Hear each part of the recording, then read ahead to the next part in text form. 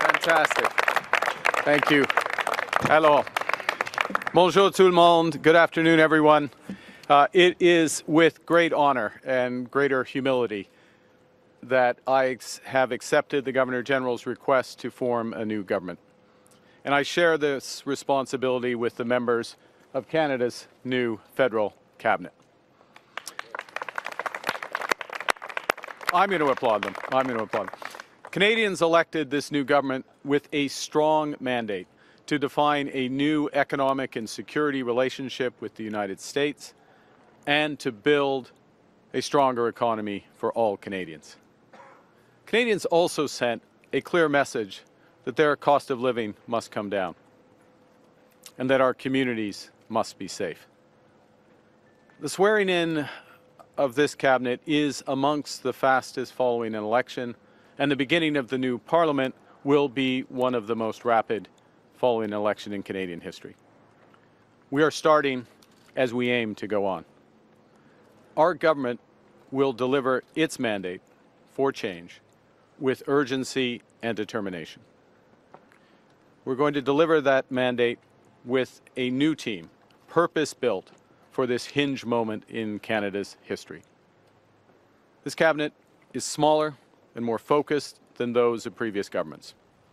It will operate with a commitment to true cabinet government, with everyone expected and empowered to show leadership, to bring new ideas, to have a clear focus, and to take decisive actions to accomplish their work.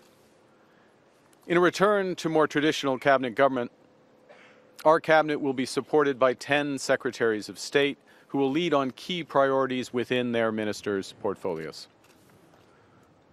Nous allons gouverner en tant qu'équipe, autant au sein du Conseil des ministres que du caucus, et travailler de façon constructive avec l'ensemble des partis au Parlement. The decisions made by this new Parliament, which starts on the 26th of May, will be critical to Canada's future. Our new government's core priorities will be outlined on the 27th of May by His Majesty King Charles III in the speech from the throne. Nous allons travailler avec l'ensemble de nos partenaires pour atteindre nos objectifs et réaliser les changements désirés par les Canadiens et Canadiennes. Le Canada est plus qu'une nation. C'est une confédération fondée sur l'union des peuples français, anglais et autochtones. L'approche de notre gouvernement va refléter cette réalité. We will govern as a cabinet constructively and collaboratively, working with caucus and across parties in Parliament to deliver the change that Canadians want and desire. Our new government will be a strong and reliable partner to the provinces, the territories, and to Indigenous peoples. We will reinforce bridges across labor, business, and civil society. And together, we will advance the nation-building investments that will support the core mission of this government, which is to create the strongest economy in the G7, an economy that works for everyone. Alors que nos travailleurs et nos entreprises continuent de faire face aux tarifs injustifiés imposés par les États-Unis, mon gouvernement va se battre pour le Canada, pour que le Canada obtienne le meilleur accord possible. Pour le faire, nous allons prendre le temps nécessaire, mais sans plus. En même temps, nous allons renforcer nos relations avec des partenaires fiables. Le Canada a ce dont le monde a besoin. Et nous défendons des valeurs que le monde respecte.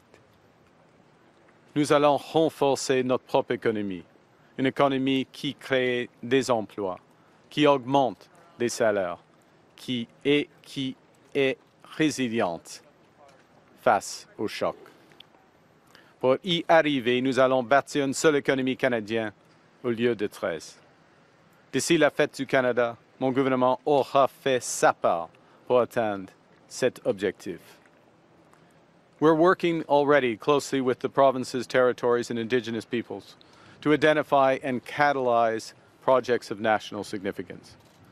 Projects that will connect Canada, deepen our ties with the world, and grow our economy for generations. That work will be the primary focus of the first ministers' meeting that's due to take place on the 2nd of June in Saskatoon. My government will also take immediate action with immediate legislation out of 13. In everything, we will be guided by our conviction that our economy is only strong when it serves everyone. That means bringing down costs for all Canadians. It means making life more affordable and helping everyone to get ahead. To those end, my last government's first act was to cancel the consumer carbon tax. In this new Parliament, our new government will put more money in Canadians' pockets with a middle-class tax cut that will take effect by Canada Day, saving two-income families up to $825 a year. We will also cut the GST on homes under $1 million for first-time home buyers and lower the GST on homes between $1 million and $1.5 million, helping to promote the goal of affordable home ownership.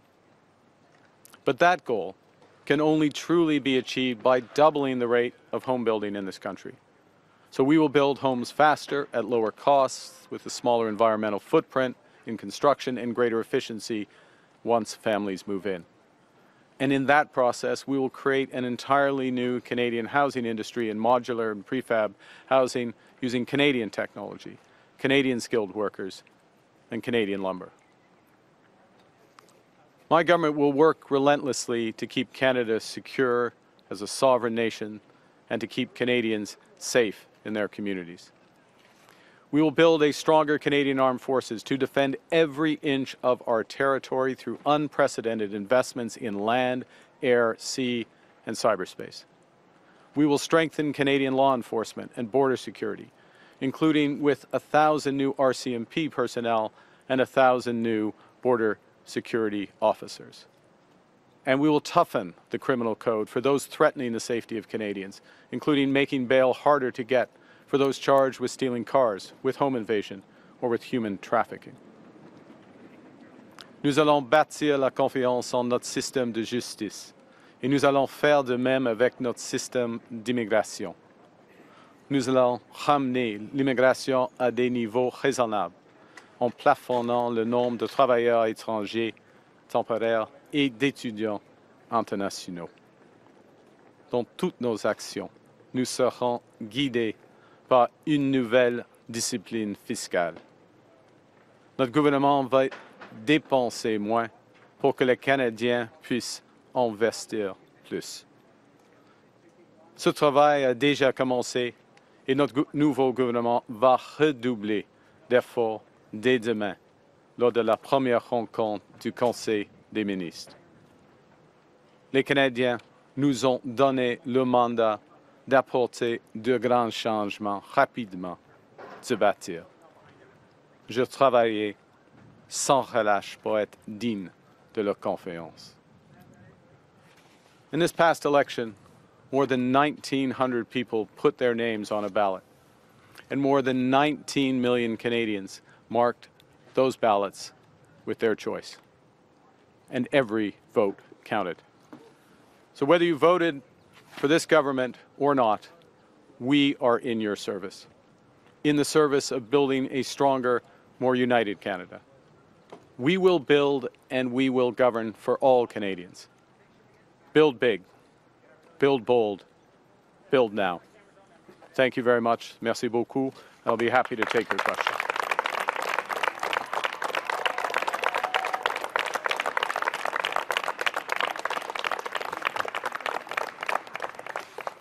Okay. Carney, Laurence Martin de Radio-Canada. Pourquoi est-ce que Mélanie Joly n'était plus la bonne interlocutrice avec la Maison-Blanche? Madame Joly a beaucoup de talent et de talent en ce qui concerne les affaires étrangères, y compris les relations avec la Maison-Blanche ou les Américaines. Je veux préciser, avec les Américaines et sa homologue, M. Rubio.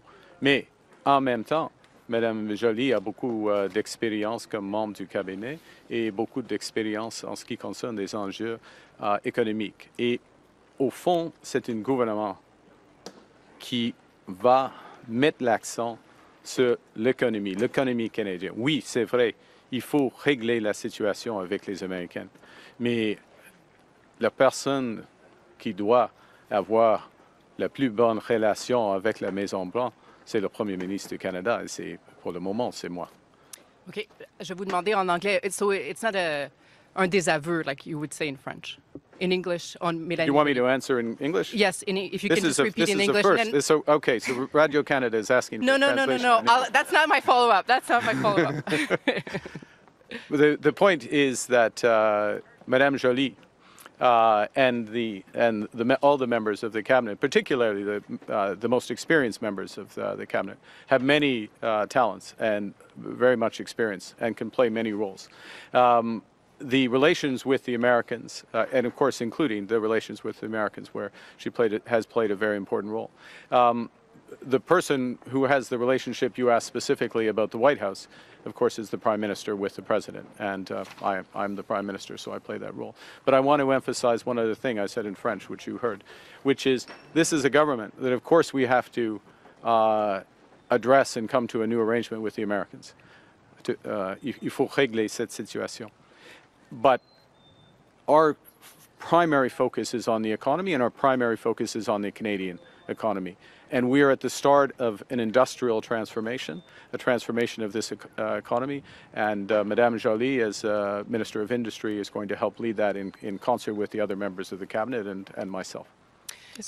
Vous nommez Dominique Leblanc à l'unité économique canadienne. Oui. Pour vous, quelle est la plus grande menace pour le Canada? Est-ce que c'est Donald Trump ou est-ce que ce sont les fissures dans l'unité canadienne? Les failles dans l'unité? Oui, OK.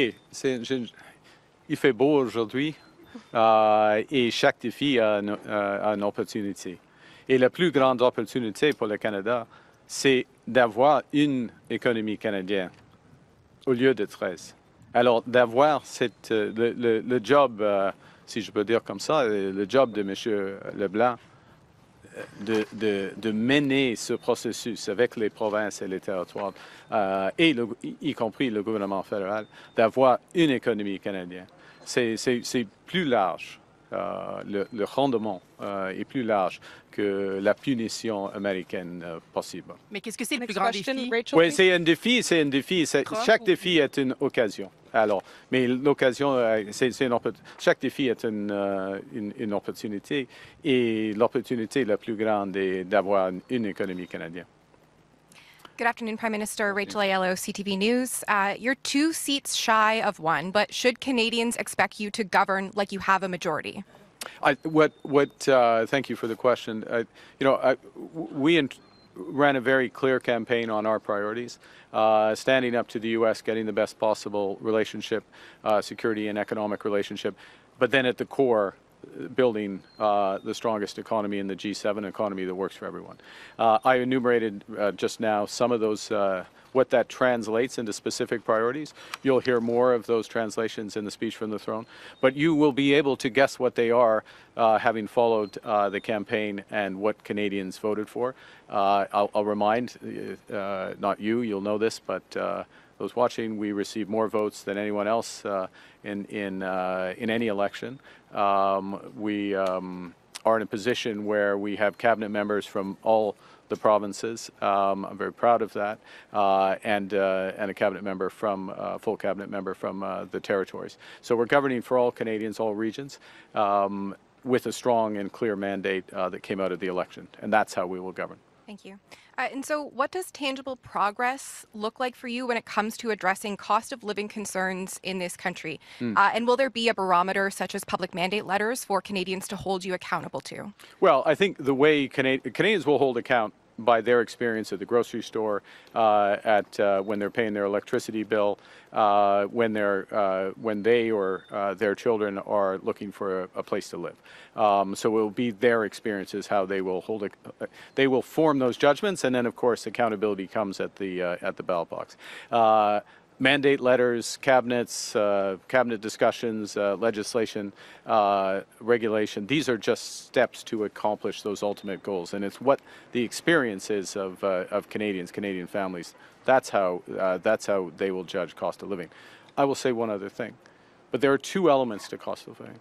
One is the actual cost of things, and the other is, are people's salaries growing? Is their take-home pay increasing? Can they find jobs readily? And those last aspects, we have to focus on those aspects as well. We can act most quickly, most immediately with the middle class tax cut, which is, as I said in my remarks, we will act by Canada Day. Parliament has to approve it. We'll have to find 2 extra votes in order to get that. But we clearly campaigned on that, and we'll put that forth. But more broadly, what we need to do is build this economy, create great jobs for Canadians. At the same time, costs are held under control. But it's really about jobs and growth in incomes that will help all Canadians get ahead. Next question, push and kiss. Sarah Ritchie with the Canadian Press. Given what you just said about trying to find 2 extra votes in Parliament, what efforts are you and your team making to sort of more permanently find those 2 extra votes from other caucuses? Yeah, maybe I didn't say this quite as explicitly, but I will now, which is that we campaigned hard, we campaigned clearly, we had more than 100 events, we answered media questions at all our events, and gave a very clear platform. So we have a strong mandate. We're going to focus on the issues that are at the core of that mandate. Of course, we'll work with parliamentarians and we'll work with the provinces to move things forward. But we've been elected to do a job. We intend to do it quickly and forcefully. In other words, we have to address this crisis with the Americans, and we have to address the very real challenges in our economy, and we will do that. Follow up. Who will be your key members of your team that help you lead that Canada-U.S. relations file? I obviously in my role, I take ultimate responsibility for it. But the Minister of Foreign Affairs will play a role. The Minister of Finance, the Minister, Monsieur Leblanc, in his role specifically designated with respect to Canada-U.S. trade, as will the Minister of Defense and the Minister of Public Safety, because there are aspects, and I will say, without going into great detail, that it was a week ago, I guess, when I met with, a number of us met with President Trump and his team, and in the broader discussions outside of the Oval Office in the Roosevelt Room, we touched on all those issues: public safety, defense, as well as all aspects of economics and trade. And so it is a real team effort, and I'm remiss in that I hadn't mentioned, and I will now, obviously our ambassador in Washington, who plays a very important role, Ms. Hill. Next question. Good afternoon, Prime Minister. Gillian Piper with Global News. Interim NDP leader Don Davies told Global News that your government was reaching out and calling NDP individuals about trying to poach them to join your party. Are you trying to poach NDP MPs to join the Liberals? Look, we, as I said a moment ago, we have a clear mandate. We'll work towards that clear mandate. We're always interested in working with parliamentarians from any of the opposition parties to support that mandate. Obviously, those discussions will intensify as Parliament returns in the course of the next, well, it's less than 2 weeks. So clear mandate, focus on those. Speech from the throne will be quite clear in terms of our priorities. We'll work with Parliament. Thank you. And as a follow-up, when Gregor Robertson was Vancouver mayor, the price of buying a house increased by 179% in one of the most expensive markets in Canada. Why do you think someone with this track record should oversee the housing file? Is this a signal from you that you don't think housing prices should go down? You would be very hard-pressed to make that conclusion from everything I've said and what our priorities are. We have a strong view on housing, a very clear policy, a policy developed with a number of members of the team, including with Mr. Robertson, and I'm thrilled that he is in the new role because he brings the type of experience that we need to tackle some aspects of this problem.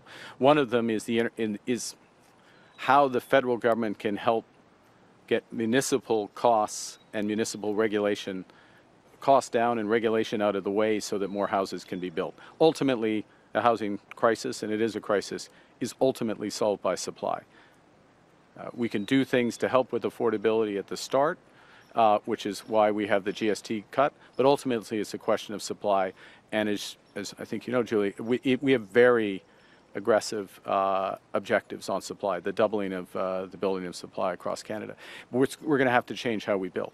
And a lot of that expertise, it's not exclusively, but a lot of it is actually been developed in British Columbia.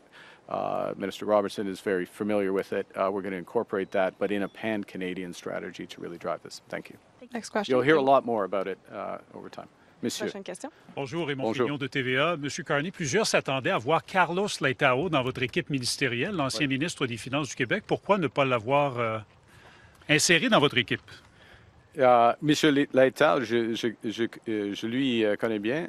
Il est très capable, beaucoup d'expérience. Je suis très content qu'il est une député libérale. C'est difficile de créer une cabinet ciblé, un cabinet assez petit de gouverner dans une manière efficace et rapide. Et alors, il faut faire des choix. Et j'ai fait des choix. M.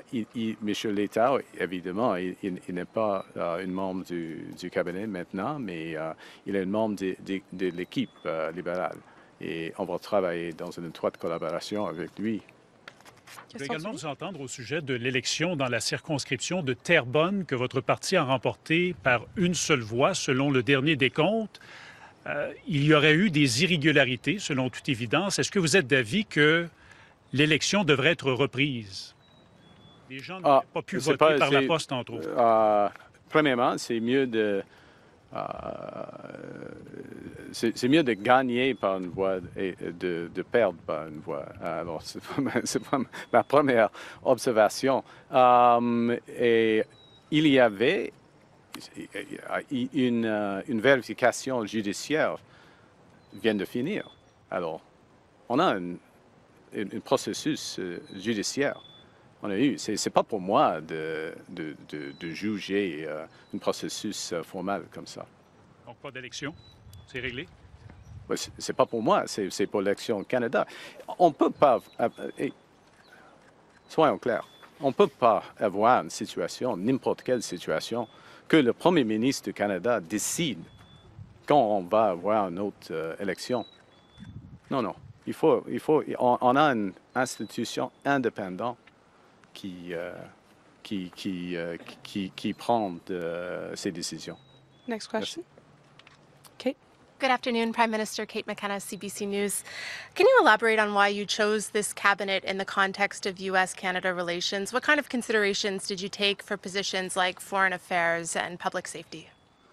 Well, I think the first thing is that what guided all of the decisions is several factors. One, the best possible people in the roles. We want a cabinet that reflects Canada in all its diversity and grandeur and experience. I don't want a cabinet that just looks like me. That's not a cabinet that supports. That's not a cabinet that you can delegate authorities to.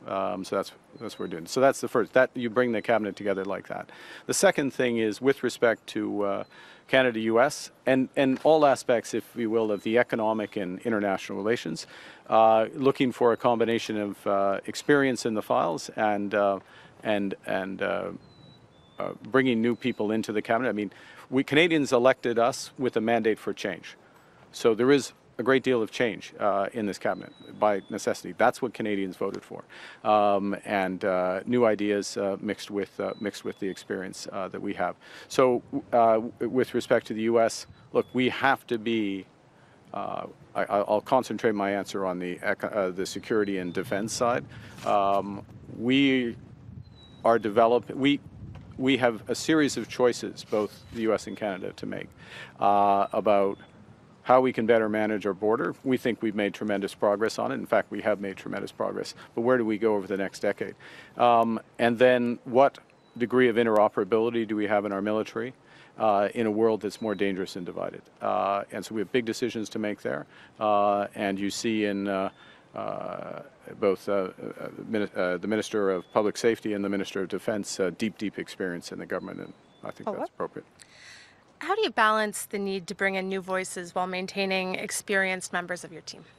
Well, I sort of drifted into, I anticipated your question, I guess, but I drifted in the answer. You need to balance it. I think that it is a very good question because you should balance it. Part of this is, again, Canadians voted for change, and part of it is bringing in those new perspectives. And, you know, we have half of the cabinet are new members to cabinet.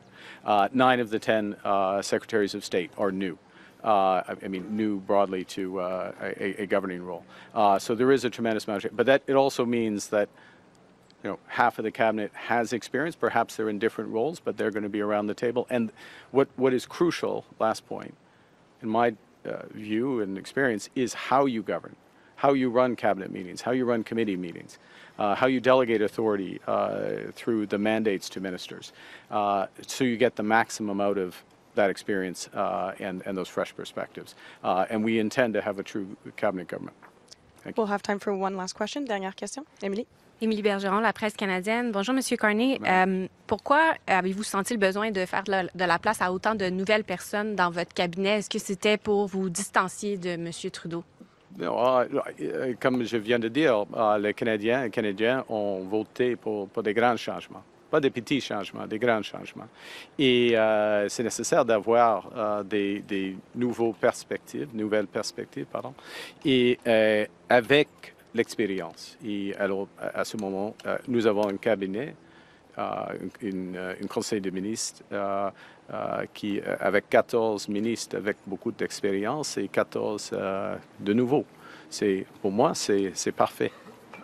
Et ensuite, en anglais. We need to balance experience and new perspectives. Canadians voted for big change, not small change. They voted for big change. We're blessed with the trust of many Canadians. We have a big intake of new deputies, lots of different experiences that they're bringing. And so bringing a balance, which is what we have, of experience, perhaps in some cases in new roles, but experience as cabinet ministers, and new voices, new perspectives, half and half. For me, it's perfect. Last follow-up. Oui, donc est-ce que vous seriez ouvert à permettre au NPD d'avoir la reconnaissance de parti officiel à la Chambre des communes? Oui, c'est plus une question pour le Parlement. Et simplement, je prends note que les Canadiens et Canadiens ont fait leur décision. Il n'y a pas beaucoup de membres de NPD. C'est une décision des Canadiens. Ce n'est pas une décision de moi. Merci. Merci. C'est ce qui m'a fait à notre conférence de presse. This puts an end to our press conference. Thank you. Merci beaucoup.